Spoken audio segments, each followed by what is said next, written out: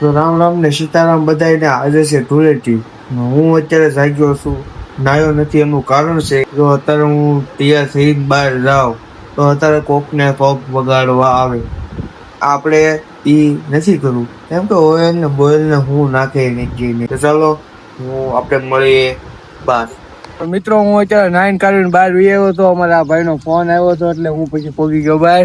હા છે અમારા બોલુભાઈ, હા અમારા ભાઈ કુલદીપભાઈ. કેવું છે? લાઈક કરો, ફોલો કરો. હા અમારે આવી ગયા ફાફડ શેર.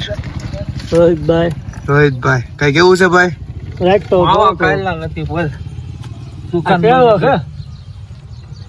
શું આપણે ફાફડ શેર પર હવારમાં કલર રમતો બહાર જ ના આવ્યો. આ ભરી મૂકી હું એમ કહું છું અમે આવા વિડિયો ઉતાર્યા.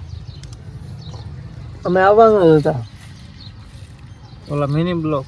હા હા તે સારું ને આવવું પડે આપણે બધા. હા યાર ચાર ફેમસ થઈ ગયો તે કેવા પેલો વિડિયો અમારો ઉતાર્યો તો તું જો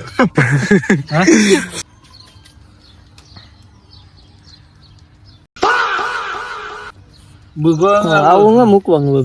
તો અમે આવી ગયા હતા ગામમાં સોડા પીવો, પણ અહીંયા બધા કહે કે જામતી નથી, તો હવે પાછા બીજે રહેવું પડશે. फिर मैं स्टीयरिंग में उंगली डाल के जो चक्री घुमाई, रोड रोलर जगह पे घर घर घर घर घर घर घर घर. તો મિત્રો પડી ગઈ છે અત્યારે રાતને વાગી ગયા છે સાંજના 7.